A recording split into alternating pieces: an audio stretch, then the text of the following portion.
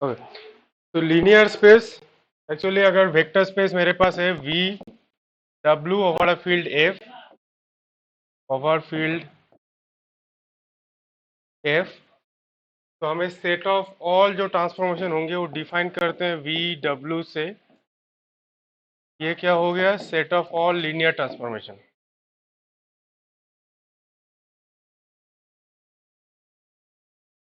Set of all linear transformation from V to W.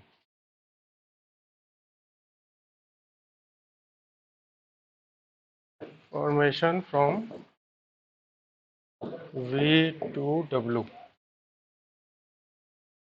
तो ये जो है ये मेरा एक वेक्टर स्पेस फॉर्म कर रहे हैं। इसमें ट्रांसफॉर्मेशन क्या हो रहा है? वेक्टर स्पेस है, किसके ऊपर वेक्टर स्पेस है? Over the field same field होना चाहिए। वेक्टर स्पेस जो होगा सेम फील्ड होना चाहिए। तो एल वी डब्ल्यू जो है is a vector space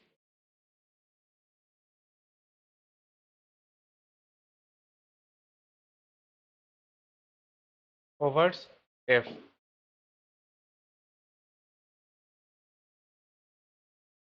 set of all linear transformation from V to W. और इसका जो ट्रांसफॉर्मेशन डिफाइंड होता है, कैसे डिफाइंड होता है कि अगर मेरे पास दो ट्रांसफॉर्मेशन है टी और एस, मान के चलो टी ऑफ एस, तो ये जो मेरा डिफाइंड होगा टी ऑफ एफ अल्फा, ये ले जाएगा मुझे T of alpha plus S of alpha पे।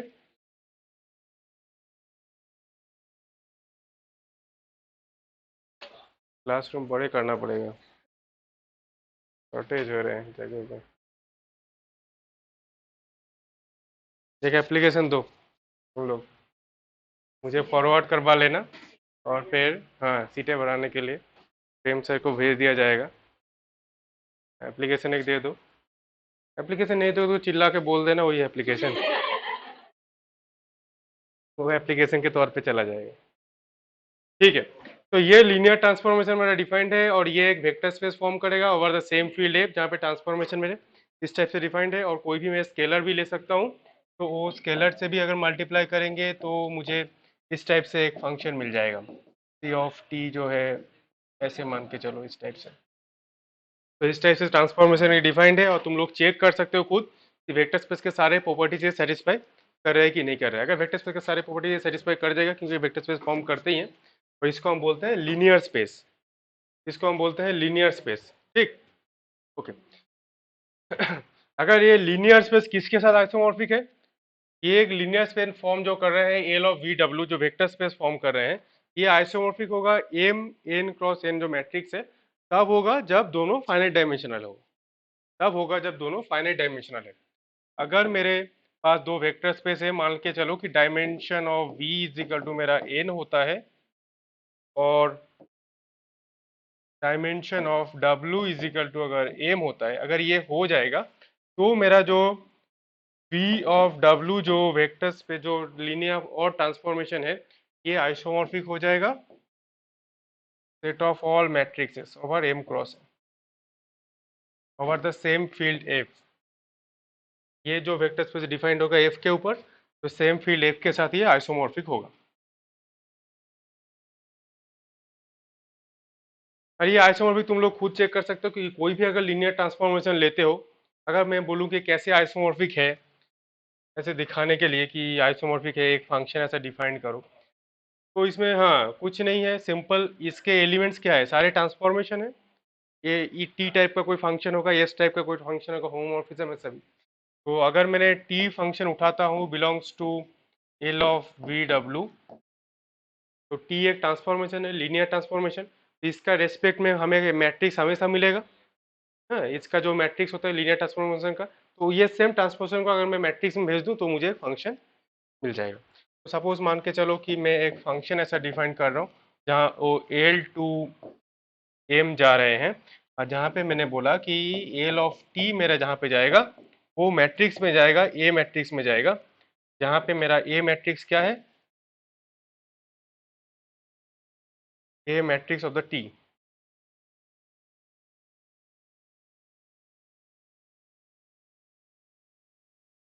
Matrix representation of the T.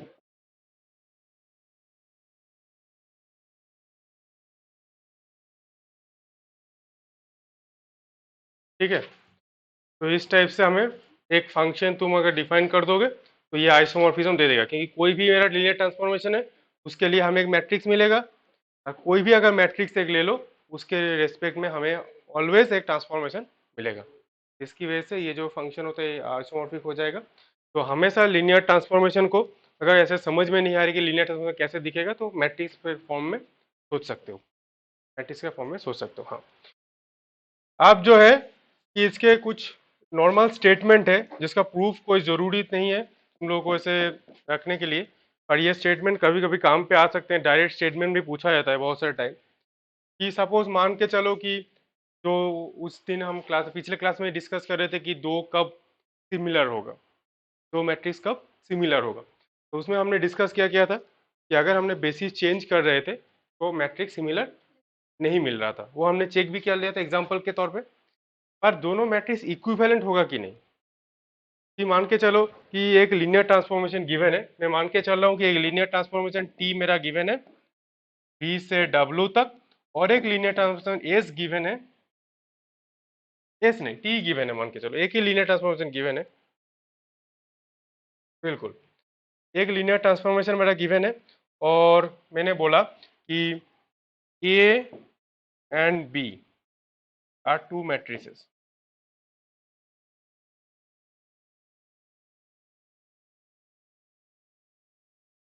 Of T, T का दो मैट्रिसेस है with respect to two different basis,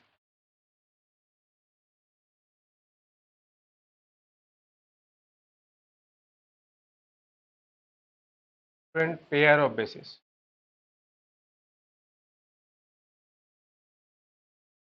ठीक, एक लीनियर ट्रांसफॉर्मेशन मैंने ले लिया, दो मैट्रिक्स मैंने ले लिया, और दो मैट्रिक्स जो है दोनों टी का ही मैट्रिक्स है पर दो डिफरेंट पेयर ऑफ बेसिस के लिए है। पेयर मतलब वी का भी अलग पेयर हो सकता है, डब्ल्यू का भी अलग पेयर हो सकता है। तो अगर ऐसा हो जाएगा ये भी, तो मैं हमेशा बोल सकता हूँ कि ए और बी जो है इक्विवेलेंट है। इक्विवेलेंट का डेफिनेशन क्या है? अगर ऐसा होता है then A and B are equivalent. A और बी इक्विवेलेंट है। अब इक्विवेलेंट का डेफिनेशन क्या है? दैट इज ए को मैं रिप्रेजेंट कर सकता हूं जहां पे पी क्यू मेरा नॉन सिंगुलर मैट्रिक्स है, जहां पे पी क्यू कोई भी नॉन सिंगुलर मैट्रिक्स।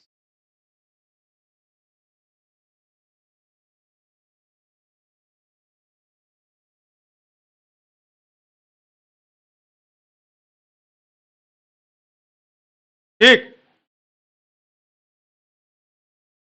तो इक्विवेलेंट मतलब P inverse B Q, A B को इक्विवेलेंट तब बोला जाता है जहां पे पी क्यू दोनों मेरा नॉन सिंगुलर मैट्रिक्स है। तो ऐसा एग्जिस्ट करेगा अगर मेरा ए बी ऐसा दो मैट्रिक्स हमें मिलता है तो ये स्टेटमेंट हमेशा ध्यान पे रखना है तुम लोगों को। कि ये जैसे मान लो कि कोई भी पार्ट सी का क्वेश्चन से चार ऑप्शंस दे दिया, उसमें एक ऑप्शन ऐसा जोड़ दिया, तो तुम्हें तब डाउट में हो जाएगा कि वो उस टाइम पे तो सिमिलर नहीं हो रहा था, इक्विवेलेंट होगा कि नहीं होगा, ऐसा। तो ये डाउट्स हो सकते हैं, क्योंकि देखो क्वेश्चन घुमाने के लिए बहुत से टाइप से घुमाया जा सकता है।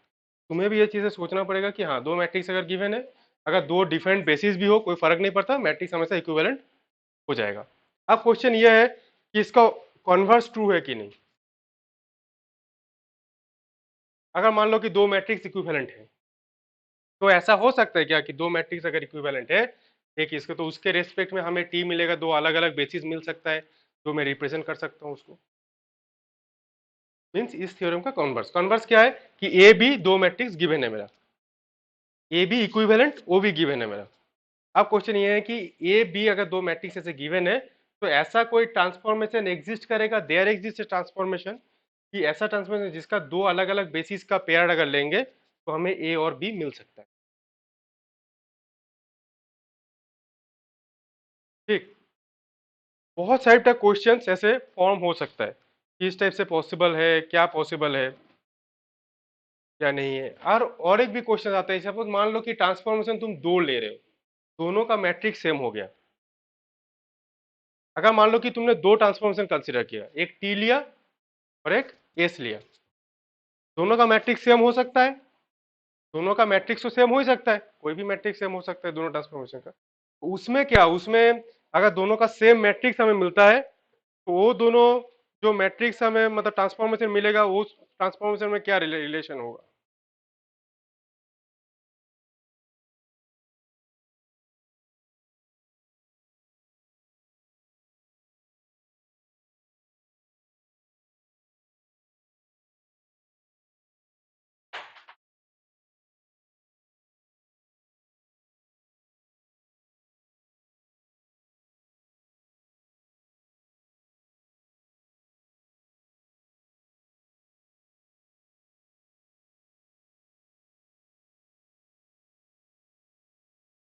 हाँ, वो पहला तो क्वेश्चन इसका इन्वर्स है कि इसका इन्वर्स ट्रू होगा कि नहीं।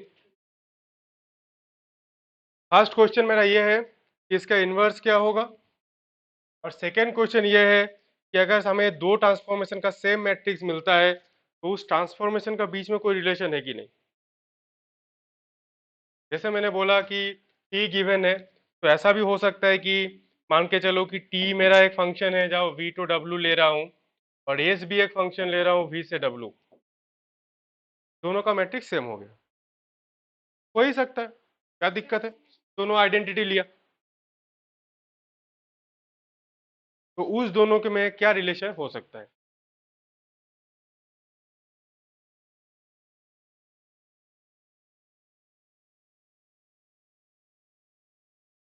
नहीं, दोनों का मैट्रिक्स तो सेम बन सकता है कि नहीं?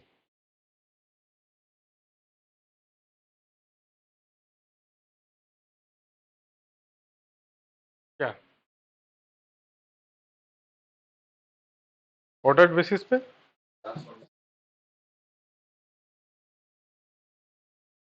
तो ऑर्डर बेसिस एक के लिए है ना, दूसरा ट्रांसफॉर्मेशन ले रहा हूँ ना मैं, ट्रांसफॉर्मेशन तो अलग ले रहा हूँ, वो यूनिक बनने दो, उसका नहीं बोल रहा हूँ मैं, बेसिस चेंज नहीं कर रहा हूँ, बेसिस से मुझे मतलब नहीं है, दो अलग अलग ट्रांसफॉर्मेशन है। तुम जो बोल रहे हो, जो यूनिकनेस बोल रहे हो, एक ट्रांसफॉर्मेशन है, इसका अगर कोई पर्टिकुलर ऑर्डर बेसिस है उसके लिए हमें यूनिक मैट्रिक्स मिलेगा, यही ना, डिफॉर्मेंट ट्रांसफॉर्मेशन है। हाँ लगाओ, तो उसके लिए यूनिक मिले, एस के लिए यूनिक मिले, उसके साथ टी का तो लेना देना नहीं है। जो दो मैट्रिक्स हमें सेम मिला, इसका एक ट्रांसफॉर्मेशन में एक मैट्रिक्स हमें मिला, इसका ट्रांसफॉर्मेशन में एक मैट्रिक्स हमें मिला, वो दोनों मैट्रिक्स सेम हो गए।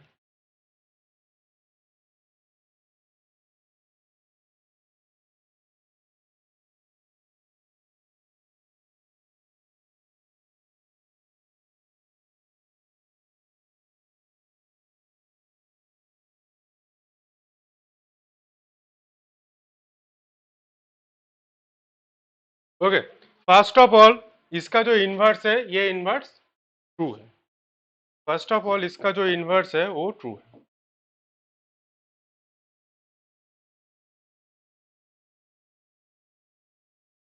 तो ये हमें बहुत ही इंपॉर्टेंट स्टेटमेंट है, इस टाइप का स्टेटमेंट हमेशा याद रखना है तुम्हें, कि दो मैट्रिक्स हमें अगर मिलता है ए और बी, अगर दोनों इक्विवेलेंट है तो हमें ऐसा एक ट्रांसफॉर्मेशन जरूर मिलेगा टी, जो क्या होगा, जो दोनों अलग अलग ऑर्डर बेसिस के रेस्पेक्ट में हमें ए मैट्रिक्स और बी मैट्रिक्स दे देगा, ठीक।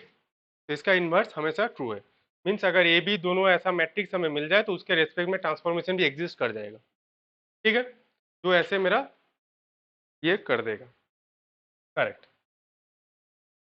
तो ये स्टेटमेंट को ध्यान पे रखना है, मैं बोल रहा हूँ बार बार कि इस टाइप का स्टेटमेंट आते रहते हैं।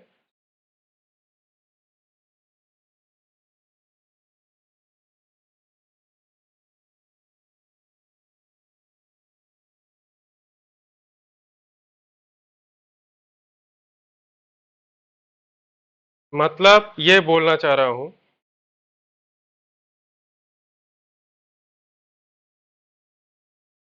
इफ एंड ओनली ऐसे नहीं लगा सकते उस टाइप से, क्योंकि यहाँ पे देयर एग्जिस्ट होगा। देखो, मेरे ये बोलना चाह रहा हूँ कि अगर मुझे ए और बी मान लो कि टू मैट्रिक्स है, इक्विवेलेंट है। इक्विवेलेंट का डेफिनेशन जो भी है वो होगा, अगर ऐसा होता है then there exists a transformation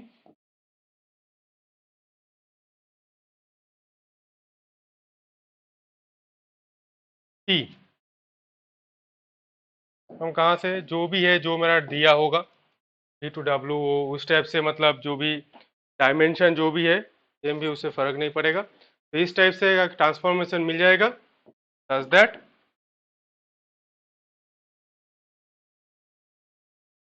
A and B are the matrices of T with respect to two different pair of bases।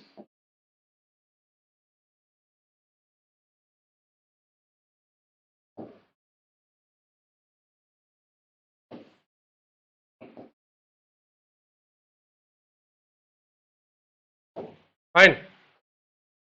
तो अगर ए बी इक्विवेलेंट है तो ऐसा ही ट्रांसफॉर्मेशन जरूर एग्जिस्ट करेगा जिसका रेस्पेक्ट हमें ए बी मैट्रिक्स मिलेगा। मेन मुद्दा ये।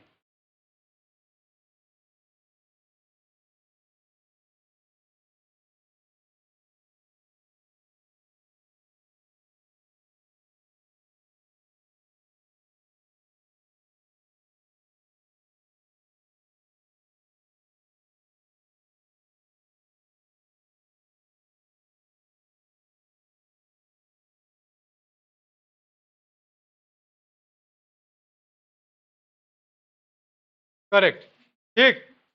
अब मैं जाता हूं, मेरा जो और एक क्वेश्चन था, सेकेंड क्वेश्चन, उसका जो स्टेटमेंट है कि मैं ये बोल रहा हूं कि मेरे पास जो एल ऑफ वी डब्ल्यू है, ये set of all linear transformation है फ्रॉम वी टू डब्ल्यू।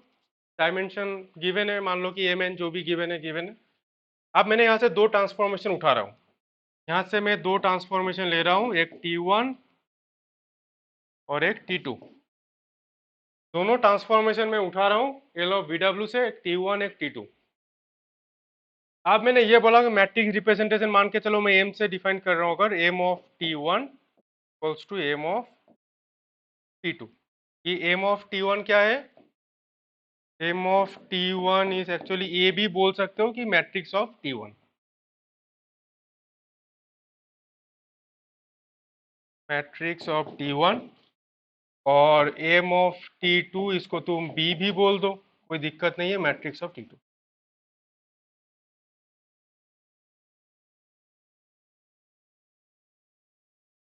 मतलब मैट्रिक्स रिप्रेजेंटेशन, T1 का मैट्रिक्स रिप्रेजेंटेशन, T2 का मैट्रिक्स रिप्रेजेंटेशन सेम हो गया, दोनों का मैट्रिक्स सेम हो गया। तो T1 और T2 के बीच में क्या रिलेशन हो सकता है? दोनों का मैट्रिक्स रिप्रेजेंटेशन सेम हो गया, तो दोनों का ट्रांसफॉर्मेशन में क्या रिलेशन हो सकता है?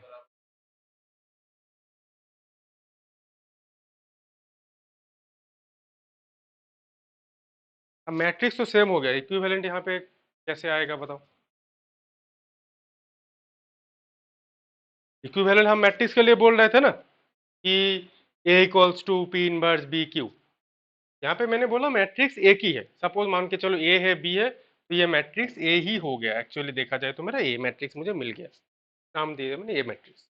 तो T1 T2 दो लीनियर ट्रांसफॉर्मेशन है V1 V2 के, V से VW के बीच में, इसका दोनों का मैट्रिक्स रिप्रेजेंटेशन सेम है ए। अब क्वेश्चन है T1 T2 के बीच में क्या रिलेशन है?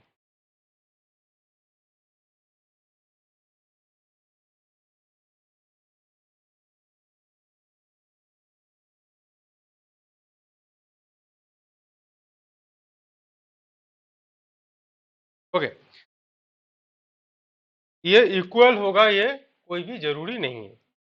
अगर इक्वल हो जाता है तो ये सेटिस्फाई करेगा, ये तो ठीक है, तो कोई दिक्कत नहीं है कि T1 मान लो T2 इक्वल है तो ये सेटिस्फाई होगा, पर ऐसा जरूरी नहीं है कि ये इक्वल हो रहा है मतलब T1 T2 इक्वल हो। कुछ भी हो सकता है, मुझे नहीं पता, सेटअप और लीनियर ट्रांसफॉर्मेशन है, इसमें कुछ भी हो सकता है, 1 1 भी है, 1 2 भी है, कुछ भी ना हो वो भी है, कुछ भी हो सकता है, हमें नहीं पता क्योंकि वो set of all linear transformation है। 0 0 भी इसमें है, जीरो मैप भी है उसमें, तो उसमें तो कुछ भी। तो ये तब ये होगा कि ये देयर एग्जिस्ट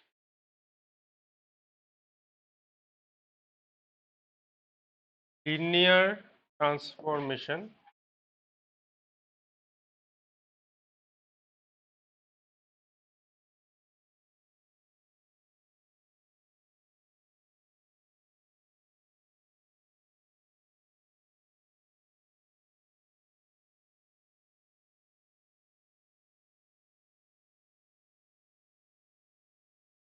दोनों अलग अलग नाम दे दो। There exist linear transformation, suppose मान लो मैंने नाम दिया S1 एंड ओके,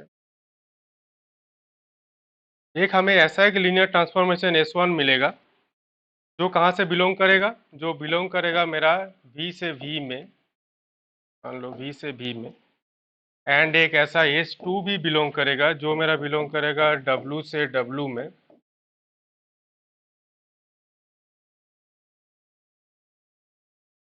एक V1, एक S1 और एक S2, दो ऐसे लीनियर ट्रांसफॉर्मेशन एग्जिस्ट करेगा जो मैं T1 T2 कैसे रिप्रेजेंट कर सकता हूँ, कैसे रिप्रेजेंट कर सकता हूँ, as that T1 equals to S1 inverse T2 S2।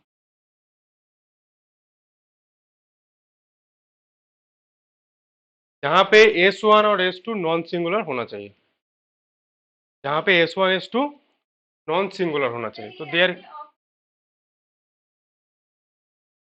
ये भी लीनियर ट्रांसफॉर्मेशन है। हाँ तो ऑपरेटर भी लीनियर ट्रांसफॉर्मेशन ही था। अलग मतलब, नहीं एल वी डब्ल्यू नहीं, यहाँ पे एल वी डब्ल्यू ऐसा नहीं होगा, इसलिए नहीं होगा क्योंकि तब ये मल्टीप्लीकेशन में दिक्कत होगा। देखो एस इनवर्स एक्चुअली अगर देखा जाए ऑर्डर डिफरेंट हो जाएगा, वो हमेशा मल्टी ये में कंबाइन नहीं होगा।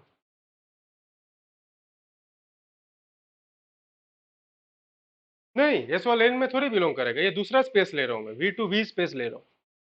देयर एग्जिस्ट बोल रहा हूँ कि ऐसा एक ट्रांसफॉर्मेशन एग्जिस्ट करेगा वी से वी के बीच में, और देयर एग्जिस्ट ट्रांसफॉर्मेशन डब्ल्यू से डब्ल्यू में एग्जिस्ट करेगा, कि दोनों का ऐसे मल्टीप्लाई करेंगे तो हमें T1 मिल जाएगा।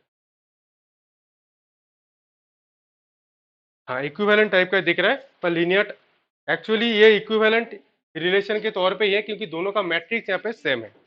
ठीक, अब यहाँ पे एक चीज तुम्हें ध्यान ध्यान रखना पड़ेगा कि ये नॉन सिंगुलर होना चाहिए, दोनों नॉन सिंगुलर होना चाहिए, और दोनों नॉन सिंगुलर होना चाहिए।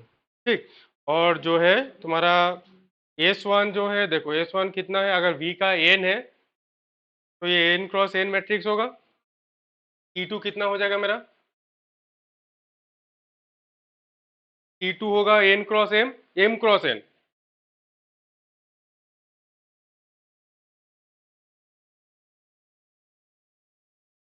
V से W है तो m क्रॉस n होगा, और ये है n क्रॉस n, तो इसको मुझे S2 करना पड़ेगा फिर।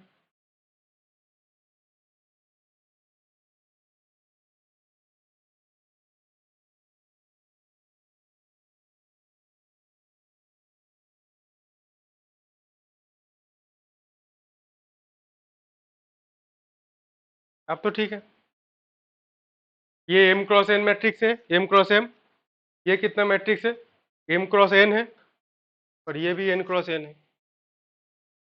देख लो मैट्रिक्स का मल्टीप्लीकेशन का जो है उतना चीज का ध्यान रखो बस।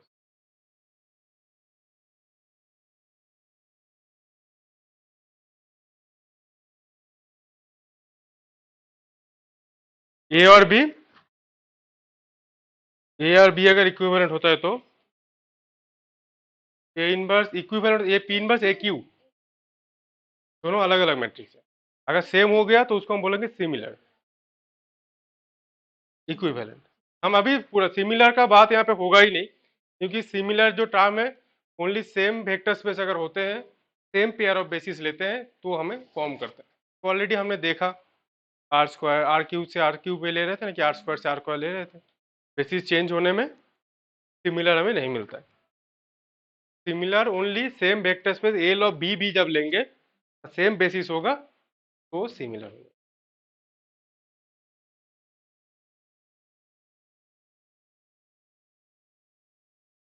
ठीक है, तो इस टाइप का स्टेटमेंट जरूरी है, इस टाइप का प्रूफ भी एग्जिस्ट करता है। अगर तुम लोग चाहते हो कि इसका प्रूफ हो तुम लोग पहले खुद सोचना, अगर इसका प्रूफ है तो मैं वो भी करवा दूंगा, कोई दिक्कत नहीं, पर प्रूफ का कोई ज़रूरत नहीं है। हम लोग भी कभी खुद कभी नहीं किए हैं ऐसे, तो प्रूफ का कोई ज़रूरत नहीं है। पर हाँ, हर एक का प्रूफ एग्जिस्ट करता है, क्योंकि ये सब स्टैंडर्ड थ्योरम है, तो ये सब का प्रूफ एग्जिस्ट करता है। ये कोई ऐसे मतलब ये नहीं है, एग्जाम्पल नहीं है, स्टैंडर्ड थ्योरम है सब, तो सबका प्रूफ एग्जिस्ट करते हैं। तो प्रूफ चाहिए तो भी मिल जाएगा, कोई दिक्कत नहीं है। इसका कन्वर्स ट्रू है क्या?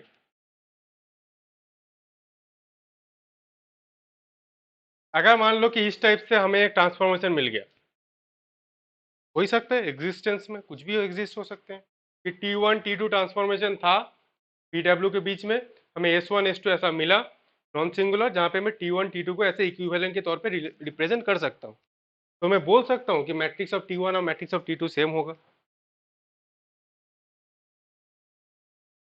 मैट्रिक्स मैट्रिक्स रिप्रेजेंटेशन T1 और T2 का, T1 T2 का मैट्रिक्स रिप्रेजेंटेशन वो सेम होगा कि नहीं, ये मेरा क्वेश्चन है। इसका कन्वर्स।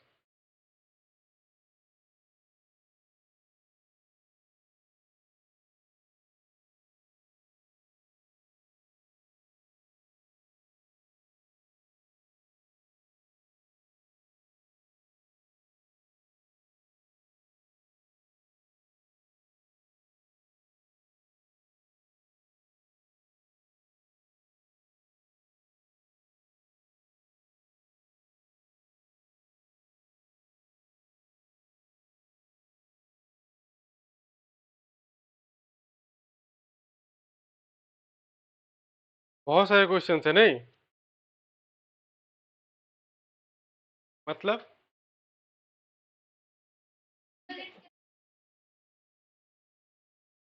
ये लेके चलेंगे, ये गिवन है।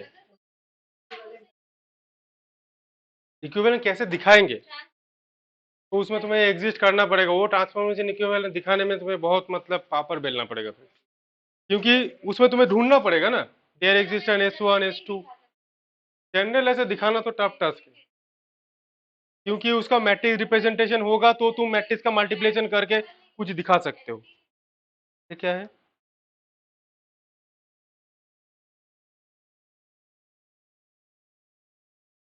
पार्टिकुलर केस में कुछ एग्जिस्ट, तो इसमें प्रूफ मतलब इसका प्रूफ बोल रहे हो?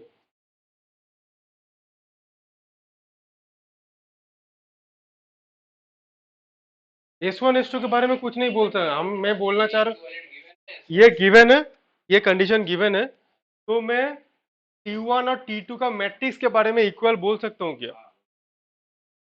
मेरा क्वेश्चन यहाँ पे ये है कि ऐसा गिवन है कि एक लीनियर ट्रांसफॉर्मेशन है T1, एक लीनियर ट्रांसफॉर्मेशन है T2, और ऐसा एक ट्रांसफॉर्मेशन एग्जिस्ट हो गया नॉन सिंगुलर, जो S1 और S2 है, और T1 T2 को मैं ऐसे रिप्रेजेंट कर दिया। अब मैं बोल सकता हूँ क्या कि T1 का जो मैट्रिक्स होगा और T2 का जो मैट्रिक्स रिप्रेजेंटेशन होगा, कोई भी बेसिस का ऑर्डर बेसिस के रेस्पेक्ट में वो इक्वल होगा।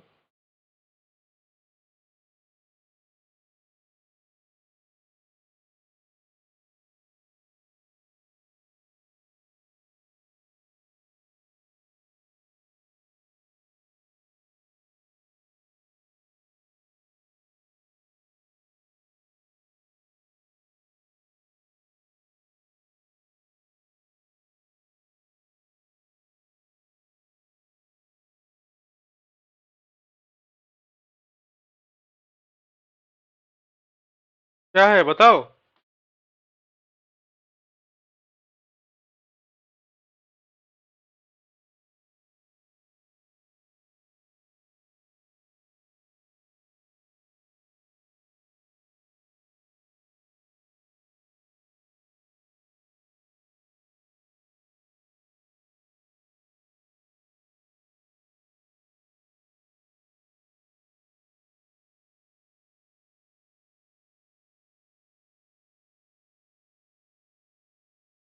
हाँ,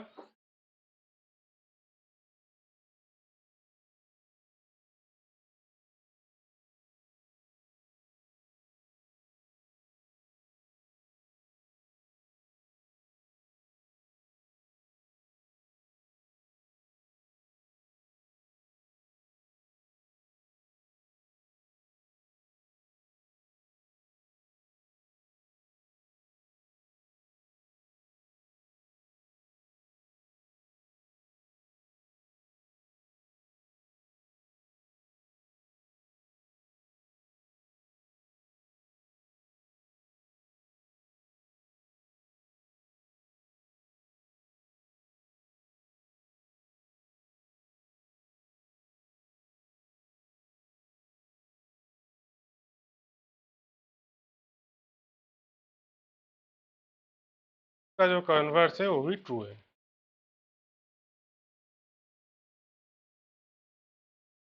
कॉन्वर्स इज ऑल्सो ट्रू। इसके लिए भी अगर हमें ऐसा एक लीनियर ट्रांसफॉर्मेशन मिलता है कि जहाँ पे T1 और T2 ऐसे एग्जिस्ट करे, तो हमें उसका जो मैट्रिक्स रिप्रेजेंटेशन होगा वो भी इक्वल होगा। ठीक। तो आप तुम लोगों को एक टास्क है कि ये जो चार स्टेटमेंट है, चार को हम कैसे दिखाएंगे इजी तरीके से या कोई भी तरीके से, वो तुम्हें सोचना है। ठीक, तो हम नेक्स्ट क्लास में डिस्कस करेंगे। चार को अगर तुम्हें ऐसे दिखा, तुम लोग खुद भी सोचना एक बार कि इसको कैसे दिखा सकते हैं, इसका जो कन्वर्स है वो भी कैसे हम दिखा सकते हैं। कोई भी सब हर एक चीज़ के लिए सबसे ज़रूरी है बेसिस कंसिडर कर लेना, स्टैंडर्ड बेसिस कंसिडर कर लेना वी के लिए, स्टैंडर्ड एक बेसिस कंसिडर कर लेना डब्ल्यू के लिए। अब उसका जो कॉम्पोजिशन वगैरह लेके कि कैसे हम दिखा सकते हैं। ठीक है, कब वो इनवर्स होगा, तो इनवर्स हमें पता है कि इनवर्स अगर नॉन सिंगुलर है तो एक बेसिस दूसरे बेसिस पे ही जाएगा, एक लिनियरली इंडिपेंडेंट से लिनियरली इंडिपेंडेंट सेट पे जाएगा। ऐसे तो इस हिसाब से हमें सोचना है कि कैसे हम दिखा सकते हैं, क्या कर सकते हैं। करेक्ट। तो ये तुम लोगों का टास्क है कि तुम लोग इसको सोचना, ये जो चार स्टेटमेंट है, और ये चार स्टेटमेंट एटलीस्ट सोचने से भी ज़्यादा इंपॉर्टेंट है जो याद में रखना।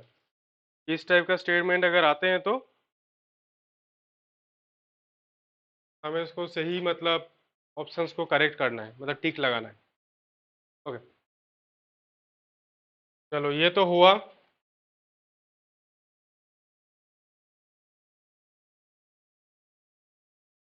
ठीक, तो ये तक, ये जो जितना तक हुआ उसमें कुछ क्वेश्चंस वगैरह, कोई क्वेश्चन नहीं, तो हम कुछ इसमें एग्जांपल लेके ये सच हो रहा है कि नहीं,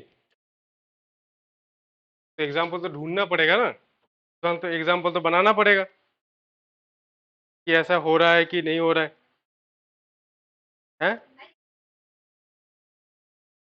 क्या आ जाएगा?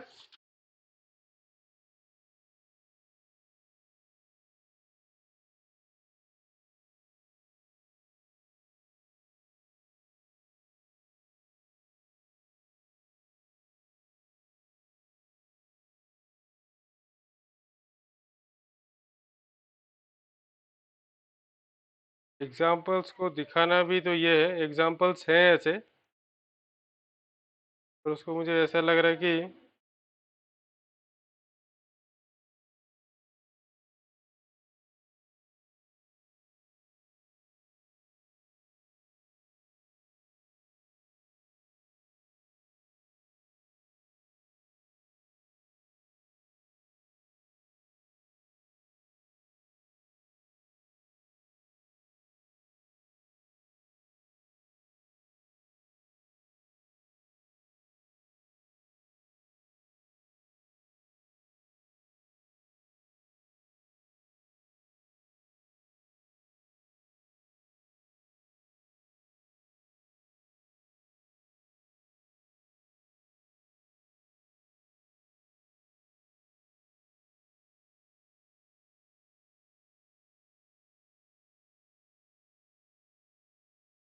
एग्जाम्पल्स भी है, पर एग्जाम्पल्स को यहाँ पे लिखना भी टफ टास्क है मुझे लग रहा है।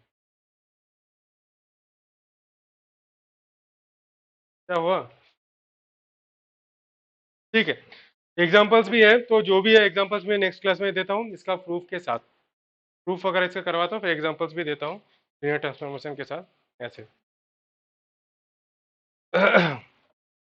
ठीक है, चलो ये पोर्शन तो हुआ। अब हम कुछ क्वेश्चंस वगैरह डिस्कस करते हैं मैट्रिक्स के रिलेटेड। मैं पिछले क्लास में भी एक क्वेश्चन दिया था, वो सॉल्व हुआ। पिछले क्लास में क्वेश्चन दिया था, क्या क्वेश्चन था कि रैंक जो था, हाँ हाँ, रैंक टी स्क्वायर था। यहाँ पे टी कौन सा, कहाँ से कहाँ तक, वी से वी था टी। टी मेरा V to V, करेक्ट। अब क्वेश्चन था कि जो डायमेंशन या इमेज टी का जो, हाँ इमेज टी था, इमेज टी और कार्डिनल टी के बीच में क्या रिलेशन, ये क्वेश्चन था। मतलब इसका रिलेशन इन द सेंस कि इसका इंटरसेक्शंस वगैरह में पॉइंट्स होंगे कि नहीं होंगे, वही प्रूव करने के लिए मैक्सिमम जगह पे देते हैं कि इमेज टी और इंटरसेक्शन जो कर्नेल ऑफ टी है ये पाई होगा कि नहीं, ओनली थीटा मान के चलो, ये होगा कि और भी इसमें एलिमेंट्स होंगे। दो केसेस हो सकते हैं इसका इंटरसेक्शंस में, कि ये जीरो एलिमेंट्स होंगे कि और भी एलिमेंट्स हो सकते हैं। तो कैसे करेंगे इसको, क्या दिखाएंगे? जीरो होगा, जीरो होगा तो मैक्सिमम लोग जानते होंगे सब जीरो होता ही है, कि ये दोनों के बीच में ये रिलेशन होल्ड करते हैं। ये इन जनरल स्टेटमेंट ऐसे बहुत सारे एग्जांपल्स वगैरह में दिया भी होता है।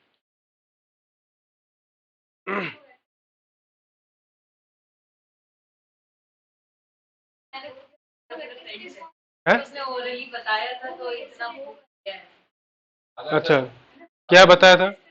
अरे एक लेट कर लिया एक्स सेक्शन दोनों को बिलोंग कर रहा है, इंटरसेक्शन में पॉइंट्स हमें लिया, तो एक्स अगर कर्नल टी पे बिलोंग कर रहा है तो टी ऑफ एक्स जीरो हो गया, और अगर इमेज टी में कर रहा है तो ऐसा y एग्जिस्ट करेगा टी में जिसका T of y equals to x हो गया, T of y equals to x, ऐसा y v में जो x दोनों बिलोंग कर, फिर टी स्क्वायर y जीरो हो गया, इसका मतलब y null space of T square में बिलोंग कर रहा है लेकिन नल स्पेस ऑफ टी में नहीं कर रहा।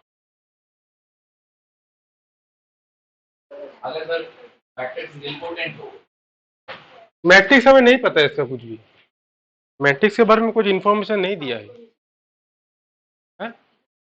टी है, हाँ टी का मैट्रिक्स मान के चलो कि टी का मैट्रिक्स है ए स्क्वायर, पर उसके बारे में जीरो नहीं बोल सकते कि उसका नीलपोटेंट होगा कि नहीं, नहीं बोल सकते कुछ भी।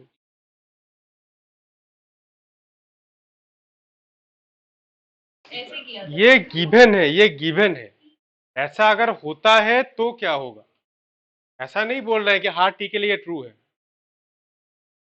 ऐसा कहाँ बोल रहा हूं मैं। अगर ये होता है इफ, तो क्या रिलेशन होगा?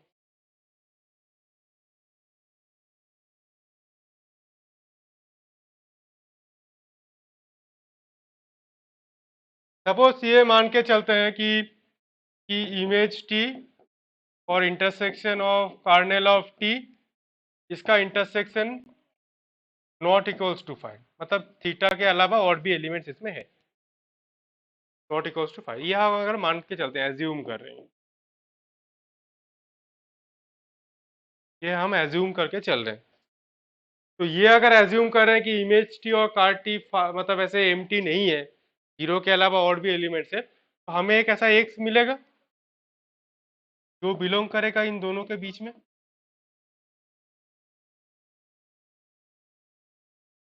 इन दोनों के बीच में एक एक्स बिलोंग करेगा, जब मैं मान के चल रहा हूँ कि ये जीरो के अलावा और भी एलिमेंट्स है, तो एक एक्स में उठा सकता हूँ दोनों का इंटरसेक्शन से। तो आप क्या दिखाना, आप कैसे दिखाएंगे? आप हमें दिखाना क्या है, टारगेट क्या है?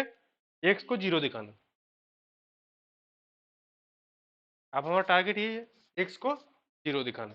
एक्स को अगर मैं जीरो दिखा दिया तो मैं बोल सकता हूँ कि ये मेरा एजम्पशन गलत था, कि नॉट इक्वल्स टू 5 लिया, एक्स उठाया था, एक्स को जीरो दिखाना है। एक्स को कैसे जीरो दिखा सकते हैं?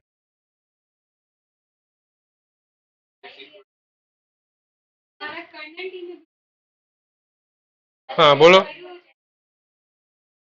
क्या होगा, एक्स क्या होगा? X belongs to image T, x belongs to kernel T, फिर टी ऑफ एक्स जीरो हो गया तो एक्स जीरो थोड़ी प्रूफ हुआ।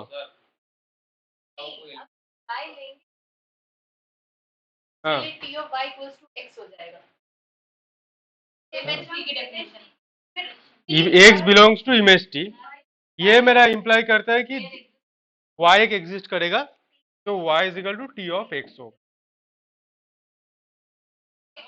हाँ, x is equal to T of y, sorry, बस तुरंत y is equal to zero कैसे हो गया?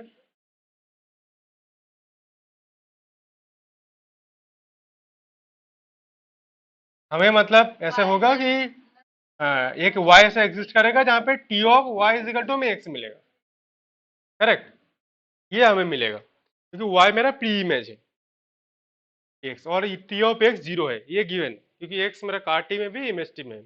आप कैसे दिखाएंगे कि x is equal to zero है? y जीरो y नल लगा दीजिए, कर्नल ऑफ टी y कहाँ पे है? y कहाँ कर्नल ऑफ टी से है? स्क्वायर का टी स्क्वायर का हमें क्या है ना रैंक हाँ, तो तुम ये बोलो y कहाँ पे है? कर्नल ऑफ टी से है। y करें जीरो आ जाएगा एक बार और टी लगा दी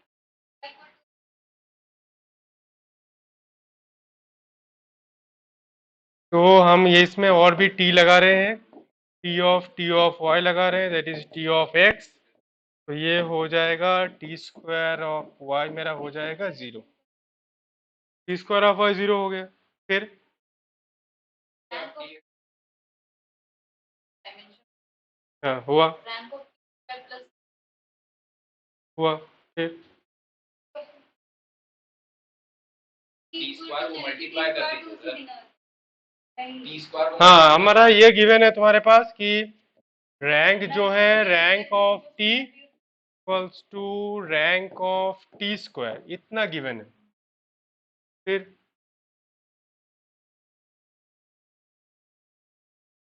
इसको कैसे तोड़ देंगे? इसको कॉम्पोजिशन है ये। इसका मतलब ये है ना कि ये कॉम्पोजिशन मैट्रिक्स से हम कैसे तोड़ेंगे इसका? टी एस अलग अलग अगर तुम ले रहे हो, हाँ, तो यहाँ पे तो टी सेम ही हुआ, ये तो टी से ही आ रहे हैं, हम तो टी से ही आ रहे हैं, तोड़ के करेंगे क्या?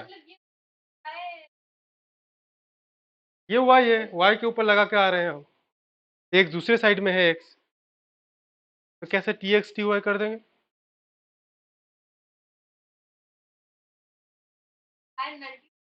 में बिलोंग कर रहा है वाई, हाँ, ये इम्प्लाई करता है जरूर, ये मेरा जरूर इम्प्लाई करता है, ये इम्प्लाई कर रहा है कि y belongs to the kernel of T square.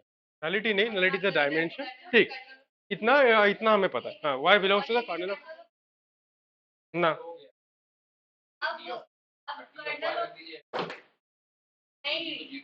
हाँ, तो प्रूफ क्या हुआ फिर उससे? जीरो जीरो पे जाने तो,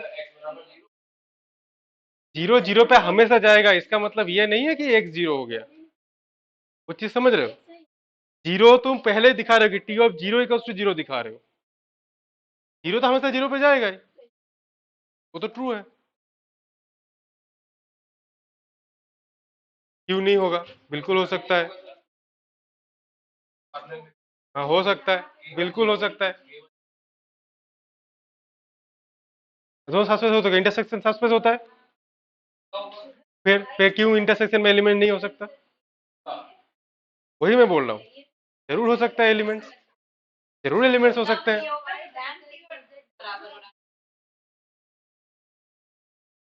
इमेज टी कार्नल टी दोनों सबस्पेस है, दोनों का इंटरसेक्शन हो जाता है तो क्या फर्क पड़ता है? इंटरसेक्शन भी सबस्पेस है, हमें पता है दोनों का इंटरसेक्शन सबस्पेस होता है।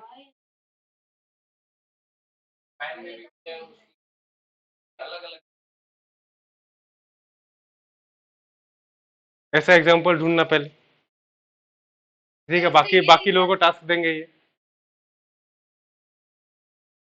ऐसा बोल रहा है ये कि ये टी टी स्क्वायर छोड़ो, इससे कोई लेना देना हमें नहीं है, इमेज टी और कार्नेलर टी कभी भी एक दूसरे से इंटरसेक्ट नहीं कर सकता।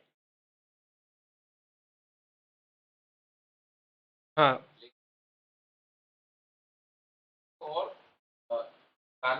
वही मैं बोल रहा हूँ कि इंटरसेक्शन, मतलब तुम्हारा क्वेश्चन ये है ना कि कार्नेल ऑफ टी और image of T always intersection में जीरो ही मिलेगा, ऑलवेज जीरो ही मिलेगा। तो ऐसा एक एग्जांपल तुम्हें ढूंढना है जहां पे इमेज टी और कार्नेल टी का इंटरसेक्शन में जीरो के अलावा भी एलिमेंट्स इन जनरल, यही क्वेश्चन है ना? ठीक है, ये कंडीशन का हमें तब मतलब नहीं है कि kernel of rank of T T square हो रहा है कि नहीं हो रहा है, इससे नहीं मतलब है। मतलब ये है कि हमें जो चाहिए एक एलिमेंट ऐसा चाहिए, ऐसा ट्रांसफॉर्मेशन एक चाहिए जिसमें इमेज टी और कार्नेल टी सेम में जा रहा हो, वेक्टर स्पेस सेम हो, तो इमेज टी और कार्नेल ऑफ टी इंटरसेक्शन में कुछ एलिमेंट्स हो जीरो के अलावा, ऐसा ट्रांसफॉर्मेशन तुम्हें ढूंढ करके लाना है, ठीक? हाँ, ठीक। अब यहाँ पे इस प्रॉब्लम में हम आते हैं पहले, तो y जो है मेरा कार्नेल ऑफ टी स्क्वायर से बिलोंग कर रहे हैं, तो y Cornell of T square से बिलोंग कर रहा है, टी स्क्वायर y जीरो है इसलिए। पर इसका मतलब मैं ये नहीं बोल सकता हूँ कि y की, ये बोल सकता हूँ कि y कार्नेल ऑफ टी से भी बिलोंग करेगा। y belongs to kernel of T square, ये मैं बोल सकता हूँ कि y belongs to kernel of T also. अगर मैं ये बोल दूं कि y कार्नेल ऑफ टी से भी आएगा तो मैं बोल सकता हूँ कि T of y also zero. T of y zero means x zero, जो मुझे प्रूफ करना था।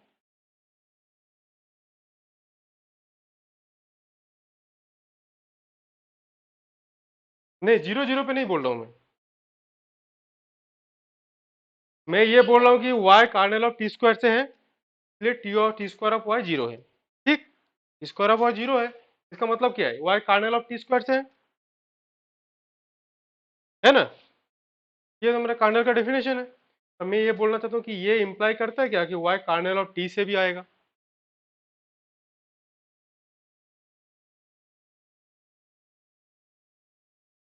देखो, एक स्टेटमेंट ये होता है कि कार्नेल ऑफ टी जो होता है वो सबस्पेस होता है कार्नेल ऑफ टी स्क्वायर का, इक्वल भी हो सकता है। Cornell of T is the subspace of Cornell of T square. आप यहाँ पे जो है दोनों का डायमेंशन सेम है। रैंक जब सेम है तो कार्नेल ऑफ टी का डायमेंशन भी सेम ही होगा। इस केस में क्या है कि डायमेंशन जो है, dimension of ker of T equals to dimension of ker of T square. Rank जब सेम है तो कार टी का डायमेंशन भी सेम ही होगा। तो ये जब डायमेंशन जब सेम हो गया तो सबस्पेस आप नहीं हो सकता, दोनों इक्वल होना पड़ेगा। कि दोनों एक दूसरे के अंदर कैसे आएगा फिर, दोनों जब एक दूसरे का सबस्पेस है और डायमेंशन सेम है तो ये इंप्लाई करता है कि kernel of T equals to kernel of T square. This is a important part, ये एक्चुअली मेन पार्ट है कि कार्नेल ऑफ टी स्क्वायर का हमेशा सबस्पेस होगा। पर यहाँ पे जब डायमेंशन दोनों का सेम है, इसके इंप्लाई करता है कि दोनों डायमेंशन जब सेम हो जाते हैं तो vector space is also same, एक दूसरे का सबस्पेस है, सबसेट है, तो दोनों कार्नेल भी सेम हो जाएगा।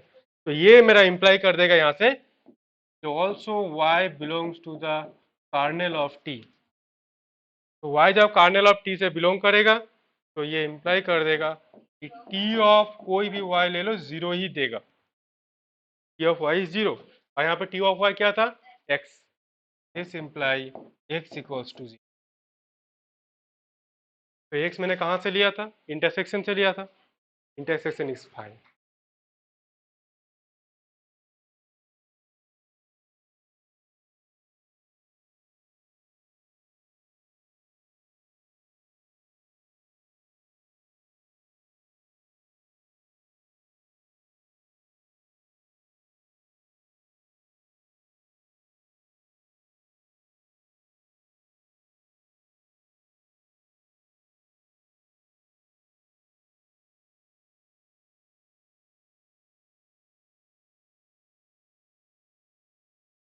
प्रूफ होगा, तुम इस बार चेक करना, इसका प्रूफ एग्जिस्ट करेगा।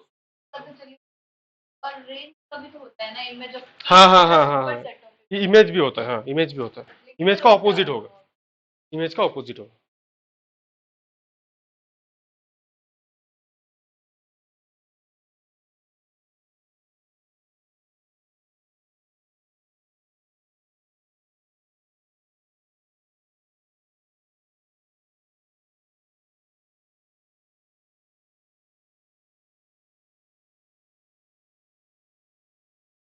ठीक, तो तुम लोगों के लिए एक टास्क है। टास्क क्या है कि ऐसा एक एग्जाम्पल ढूंढना है, फाइंड एन एग्जाम्पल।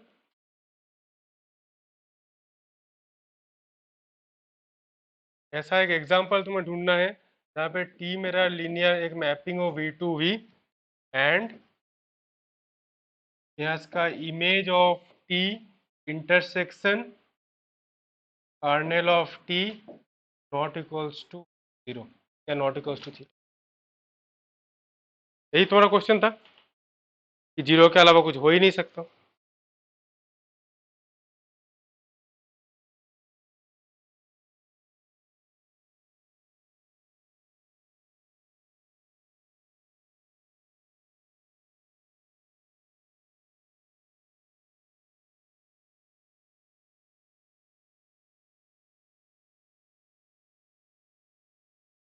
क्या हो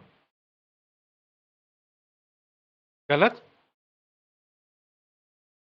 नहीं, इसके एक सिंपल सी चीज मान लो कि जब तुम्हारा इन दोनों का डायमेंशन सेम नहीं होगा, कार्नेल ऑफ टी का और टी स्क्वायर का जब सेम नहीं होगा, ये सब स्पेस ही रहेगा ना, तो तुम इक्वल बोल नहीं सकता हूँ तब।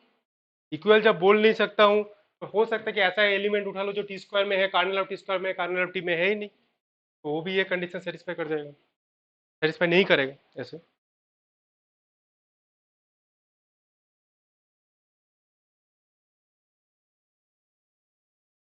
दोनों का डायमेंशन को ऐड करके भले डायमेंशन ऑफ द वी मिले, और दोनों का सब स्पेस नहीं बोल सकते हो कि इंटरसेक्ट नहीं करेगा। Dimension of Cornell of T plus dimension of image of T, वो रैग्नैल्डी थ्योरम बोलते रहे कि डायमेंशन ऑफ वी के साथ इक्वल होगा। दोनों का डायमेंशन का ऐड करेंगे तो वी का डायमेंशन ही हमें मिलेगा बाय द थ्योरम, रैग्नैल्डी थ्योरम। पर ये नहीं बोल रहा है कि उन दोनों का इंटरसेक्शन भी फाई हो, थीटा हो, ये नहीं। अगर ये हो जाता है तो हम बोलेंगे कि V is the direct product of the image T and kernel of T. Direct product होता है जहाँ पे इंटरसेक्शन जीरो होता है और v plus W is equal to total हमें मिलता है। हाँ, तो हमें डायरेक्ट डायरेक्ट प्रोडक्ट तब बोल सकते हैं जब उसका इंटरसेक्शन पाई होगा तब, और ये जब तक नहीं होगा तब तक हम बोल नहीं सकते हैं। और दोनों का डायमेंशन का ऐड करेंगे तो v का डायमेंशन मिलेगा, ये गारंटी है।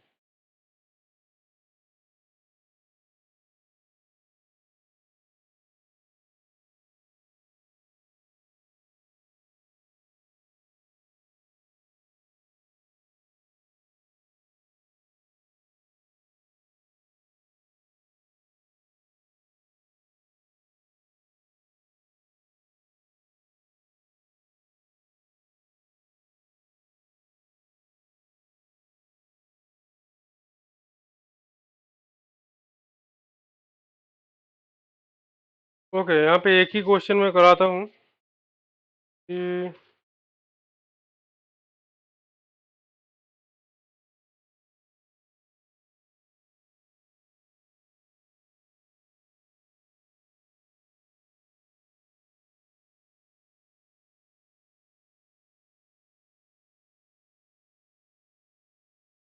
नहीं, बिल्कुल बिल्कुल, तो होना ही चाहिए, ये होना ही चाहिए।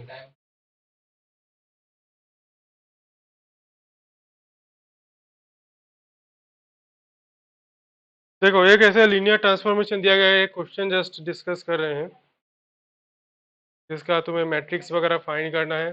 इस टाइप से क्वेश्चंस ढेर आते हैं, तो तुम लोग सब अच्छे से प्रैक्टिस करना।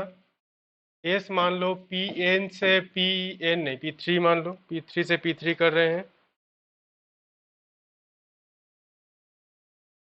P three to P three, that is set of all polynomial less than equals to n. P three to P three में जा रहे हैं, जहाँ पे मेरा एस पी एक्स को कहाँ ले जा रहे हैं, एक्स पी एक्स को ले जा रहे हैं पी एक्स प्लस वन। इसका हमें मैट्रिक्स दिखाना है with respect to the standard basis. With respect to the standard basis इसका मैट्रिक्स क्या होगा, इसका मैट्रिक्स फाइंड करना है विथ रेस्पेक्ट टू,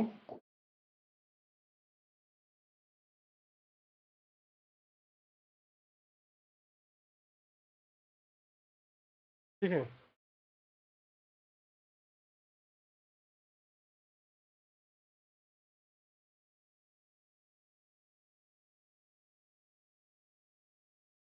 और एक ये क्वेश्चन है, ये भी क्वेश्चन काफी बार आते हैं, R to the power seven से R to the power seven पे जा रहे हैं, जहाँ पे T of X one X two X seven, ये मेरा जा रहा है उल्टा पे।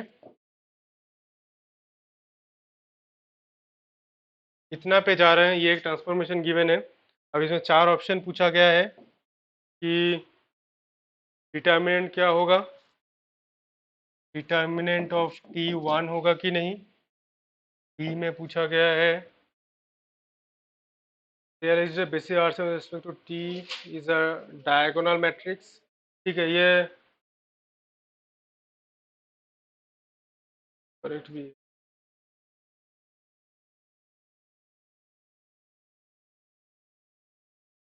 हाँ, देयर एग्जिस्ट अ बेसिस, ऐसा एग्जिस्ट होना चाहिए क्या? देयर एग्जिस्ट अ बेसिस जिसका रेस्पेक्ट में कि टी डायगोनल हो, जिसका रेस्पेक्ट में टी डायगोनल हो, टी का जो मैट्रिक्स रिप्रेजेंटेशन हो डायगोनल हो, और सी में जो है टी टू दी पावर 7 मेरा 1 हो, 1 मीन्स आइडेंटिटी हो, और डी जो है the smallest n such that t to the power n is even। अगर t to the power n is equals to I होता है,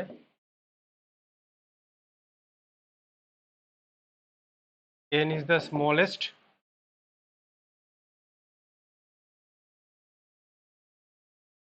तो ये होना चाहिए n is even, n even number हो अगर n स्मॉलेस्ट ऐसा मिलता है तो। ठीक, ये मेरा क्वेश्चन।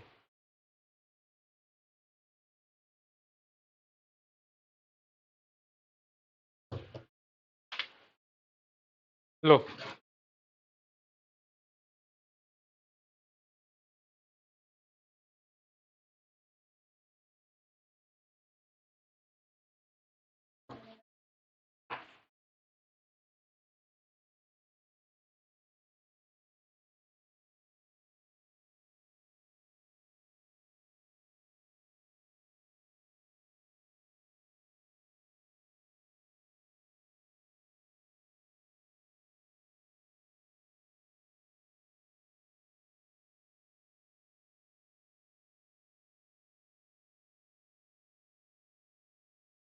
पहला जो क्वेश्चन है उसका मैट्रिक्स रिप्रेजेंटेशन करना है। पहला क्वेश्चन क्या था? ये क्वेश्चन है पी ऑफ एक्स जा रहा है पी ऑफ एक्स प्लस 1 पे, इसका मैट्रिक्स क्या होगा? फाइंड करो। 1 कहाँ पे जा रहा है, एक्स कहाँ पे जा रहा है, एक्स स्क्वायर कहाँ पे जा रहा है, एक्स क्यूब कहाँ पे जा रहा है, ये फाइंड करना है मेनली, तो उसका रिप्रेजेंटेशन हो जाएगा।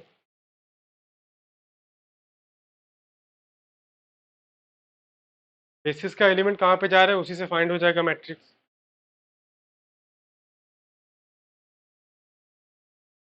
हो गया।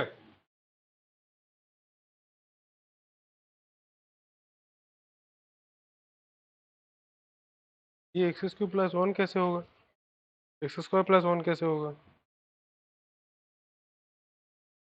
हम्म,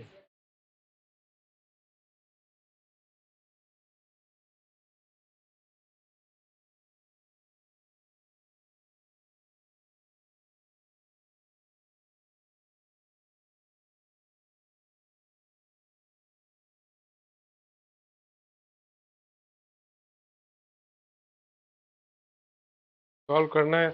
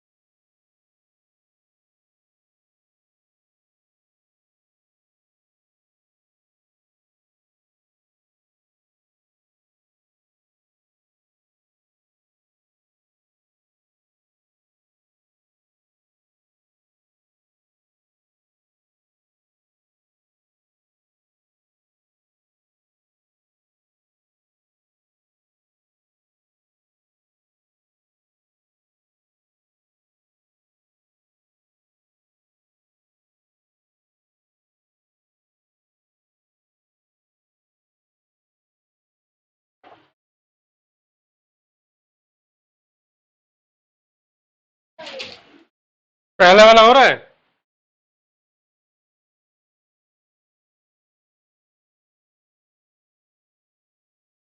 फर्स्ट राउंड का बताओ, मैट्रिक्स क्या आया तुम लोगों का?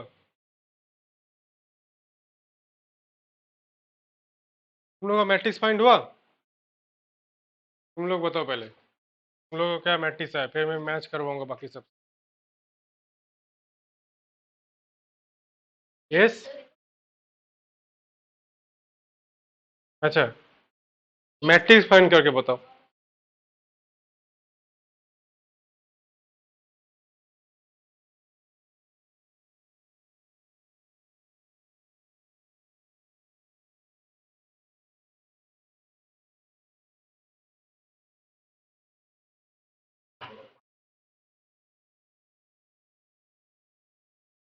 हम्म।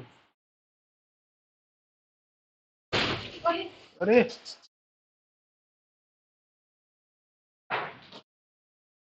लगा तो नहीं?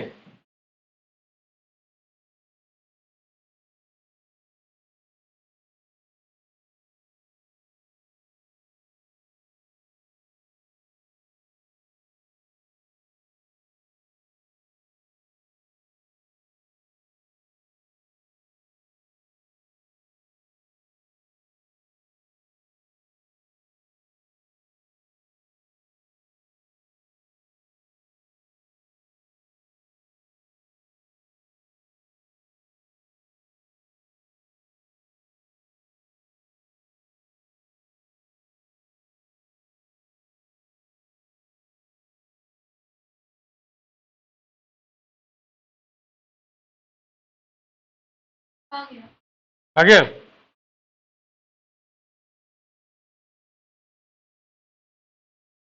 क्या है मैट्रिक्स बताओ। 1 0 0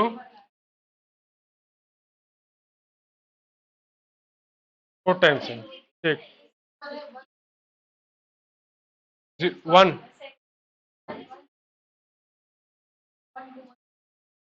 1 2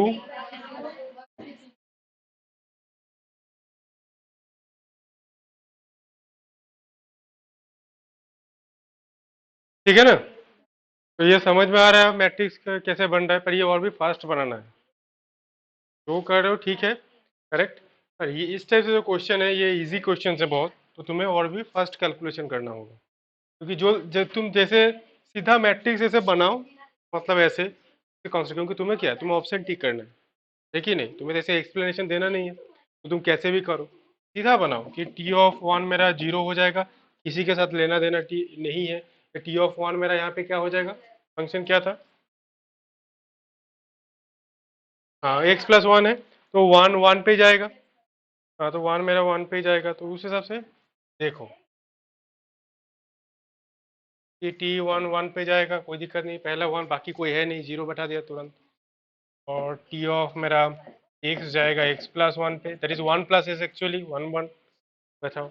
और सेकेंड एक्स प्लस वन जाएगा X plus one, sorry X square,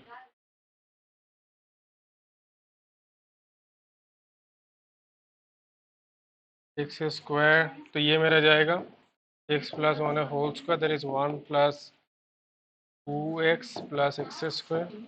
इस हिसाब से इसको बैठा दो, वन टू वन ऐसे। इसको फास्ट करो, इसमें ज़्यादा टाइम नहीं लगना चाहिए, करेक्ट। और अब एक्स क्यूब कर दो।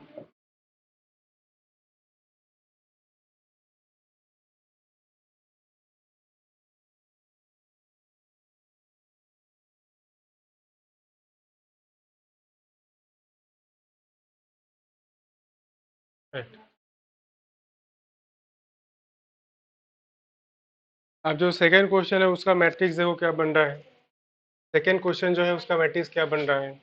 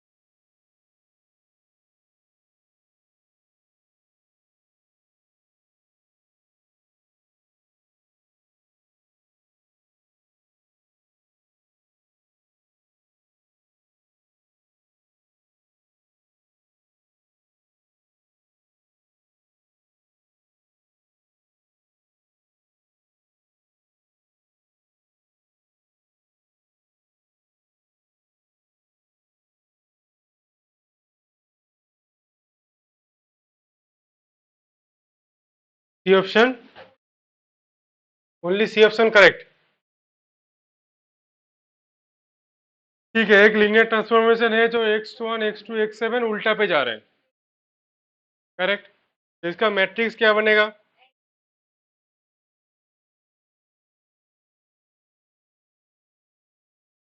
With respect to the standard basis ये इस टाइप से मैट्रिक्स बनेगा। के लिए अगर मेरा x1 x2 x7 हो रहा है और ये मेरा जा रहा है x7 x6 x1 पे जा रहे हैं, तो ये जो मैट्रिक्स मेरा बनेगा t के रेस्पेक्ट में, वो मेरा एक ऐसा मैट्रिक्स बनेगा, मतलब x1 जा रहा है, लास्ट में जा रहे हैं, मतलब 1 0 0 अगर जाएगा तो लास्ट में जाएगा। हाँ, तो इसको कैसे रिप्रेजेंट करेंगे?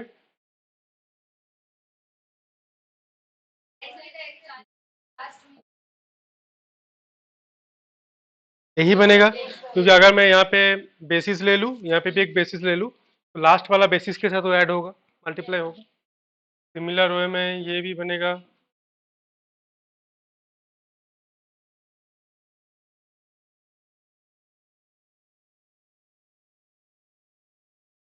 ये मैट्रिक्स बन रहा है, ठीक। इसका डिटर्मिनेंट कितना है? डिटर्मिनेंट -1। तो पहला वाला ऑप्शन तो करेक्ट नहीं है, इसका डिटर्मिनेंट चेक करना तुम लोग। डिटर्मिनेंट जो होगा -1।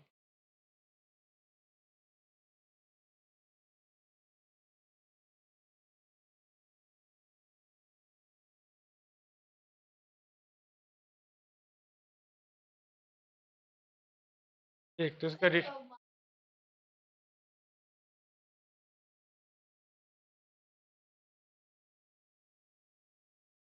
फाइव वगैरह माइनस और वो प्लस आता है, तो 3 की होती है तो प्लस माइनस प्लस आता है, ठीक क्या होगा तो आपका, हाँ माइनस प्लस आता है, बिल्कुल। Plus plus minus plus minus, हाँ, ऑड के लिए तो चेंज होना चाहिए। नहीं होना चाहिए। देखते हैं, चलो 3 के लिए देख लेते हैं एक बार, तो कंफर्म हो जाएगा।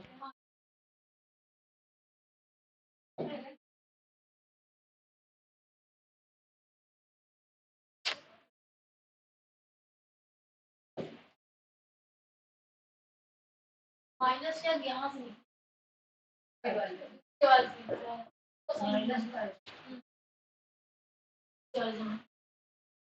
ये होगा ना, तो ऑड हो या इवन हो, -1 ही होगा।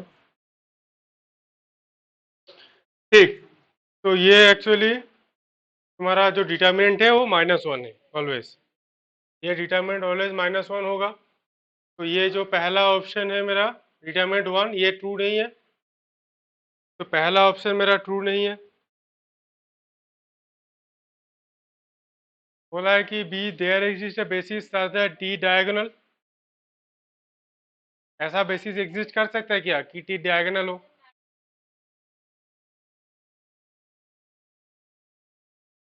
बेटी मुझे देयर एग्जिस्ट अ बेसिस, ऐसा एक बेसिस एग्जिस्ट होना चाहिए कि सच that T diagonal.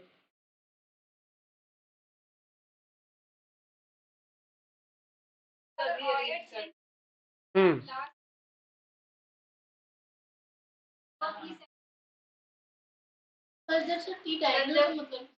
Standard basis में ये आ रहा है उल्टा, तो अगर बेसिस को मैं उल्टा कर दूं तो, यही क्वेश्चन है ना। ऐसा एक एक बेसिस आईडी एग्जिस्ट होना चाहिए। अगर स्टैंडर्ड बेसिस के साथ रेस्पेक्ट में ये उल्टा आ रहा है, तो अगर मैं बोल रहा हूँ कि टी ऑफ ये कर रहे हैं E7 E6, ये मैंने बेसिस कंसिडर कर लिया, तो ये अगर बेसिस कंसिडर करेंगे तो यहाँ पे भी मुझे सेम ही रखना पड़ेगा।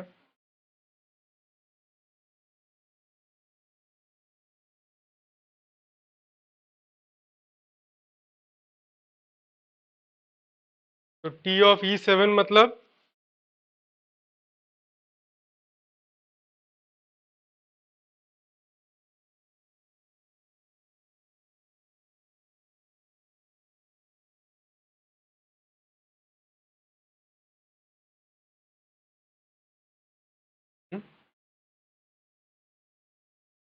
आपको एक बार क्वेश्चन आपने लास्ट क्लास में दिया था हम्म, कि ऑर्डर बेसिस का मतलब चेंज कर दिया था 100 हाँ तो 100 इधर 010 तो उसमें मैट्रिक्स सेम बनेगी कि नहीं बनेगी? मैट्रिक्स सेम नहीं बनेगा। बनेगा सर, रो कॉलम ही तो change हाँ, तो मैट्रिक्स तो डिफरेंट हो गया ना, रो कॉलम चेंज हो गया तो मैट्रिक्स भी डिफरेंट हो गया। हाँ, इक्विवेलेंट मैट्रिक्स तुम बोल सकते हो। पर हमें ये बोल रहा है कि देयर एग्जिस्ट डायगोनल मैट्रिक्स है कि नहीं। करता है। अगर ये E7 E6 लिखा है तो इसमें E7 से स्टार्ट किया हो ना हाँ तो E1 से स्टार्ट होना है स्टैंडर्ड ये। ऐसी तो है 1 से 7 पे है खत्म 7 स्टार्ट है तो 1 पे खत्म है ट्रांसफॉर्मेशन है ना सेट ये T ऑफ X ट्रांसफॉर्मेशन ये है, पर जब बेसिस तुम कंसिडर कर रहे हो तो बेसिस तो तुम्हें ये कंसिडर करना पड़ेगा ना। नहीं समझे? मैं बोल रहा हूँ कि जब तुम ट्रांसफॉर्मेशन कुछ भी हो, मेरे पास ट्रांसफॉर्मेशन कुछ भी हो और मैं बेसिस तो सेम रखूंगा ना। बेसिस तो मैंने सेम रखूंगा। जैसे मान लो कि मैंने 10 और 01 बेसिस लिया, तो मैंने सेकेंड में भी वही बेसिस रखूंगा ना, 1001। ट्रांसफॉर्मेशन मेरा कुछ भी हो उससे कोई मतलब नहीं है हमें। बेसिस मैंने ये चीजें कंसिडर किया ऐसा। ट्रांसफॉर्मेशन भले उल्टा हो, प्लस में होता, कुछ भी होता, तो मतलब नहीं है। ये ट्रांसफॉर्मेशन के रेस्पेक्ट में मैट्रिक्स क्या बनेगा ये पहले बताओ। डायगोनल पक्का हो जाएगा।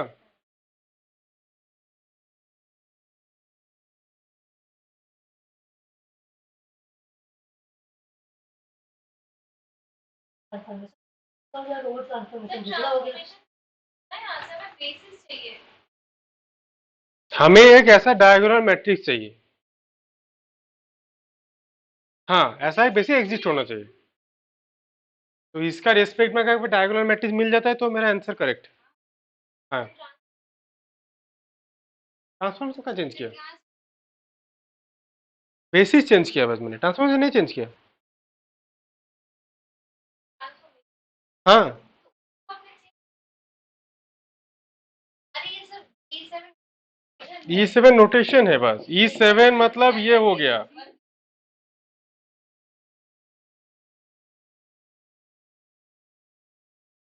ये अब कहाँ पे जाएगा बताओ, T ऑफ E7 कहाँ पे जाएगा मेरा? 1000 में, तो ये जाएगा 100 पे।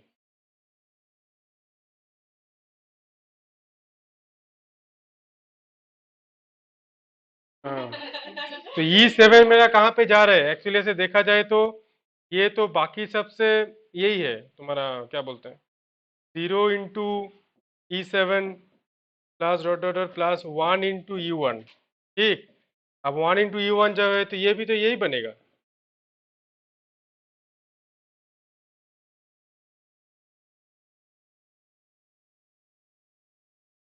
यहाँ पे भी तो E1 लास्ट में है,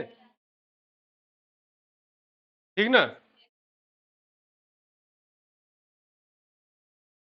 हाँ? ठीक है, पर क्वेश्चन एक बार दिखाओ तो। हाँ?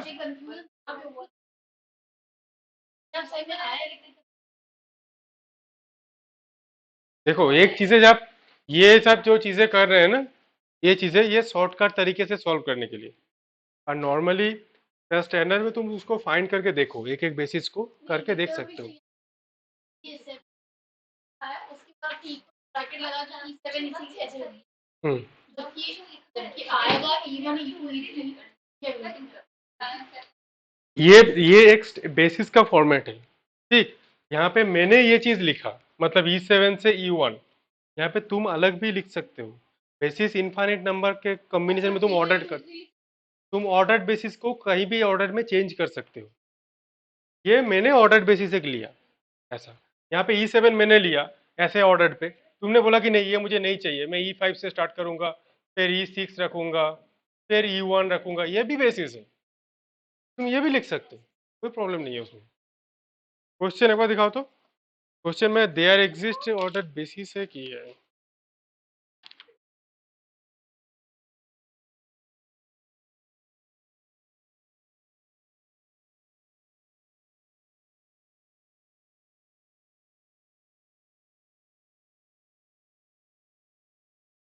ठीक है।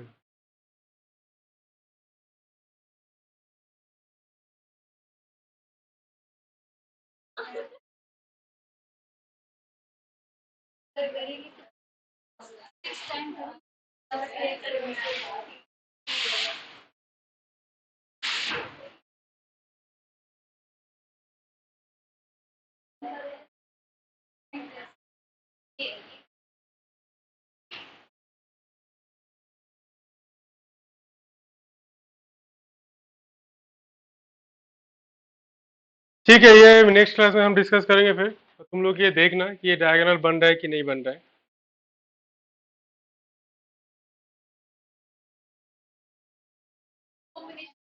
इसको ये ये हो ना, ये जैसे मान लो कि टी ऑफ ये मेरा गिवन है, टी ऑफ x1 x2, इसको तो मैं चेंज कर नहीं रहा हूँ। ये कहाँ पे जा रहे हैं? अब मैं ले जाऊंगा T of suppose E7, E7 means तो पुट करो, सब 0 0 7 पे 1 है तो यहाँ 1 हो जाएगा, ये बनेगा।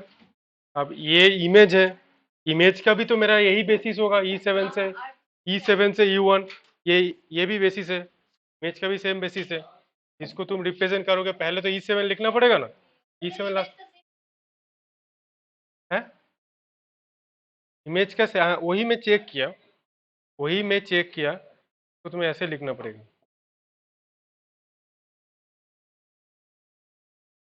ऐसे, ये बेसिस का representation.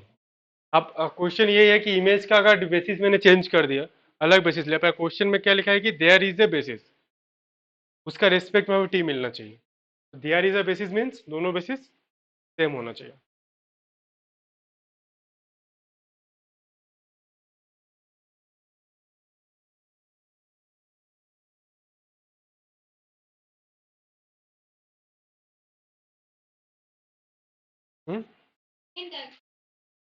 Diagonal means diagonal elements.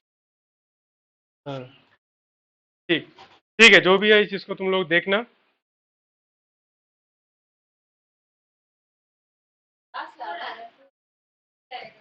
एक कम पे देगा, स्क्वायर पे आएगी।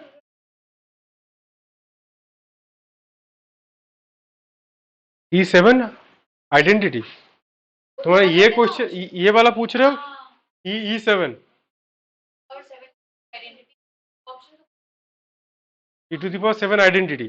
हाँ तो वो तो गलत होगा ही। स्क्वायर करिए,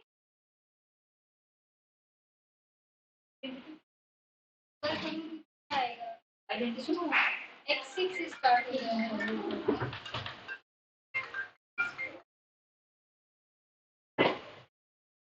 ठीक है, कोई नहीं, ये हम नेक्स्ट क्लास में फिर देखेंगे।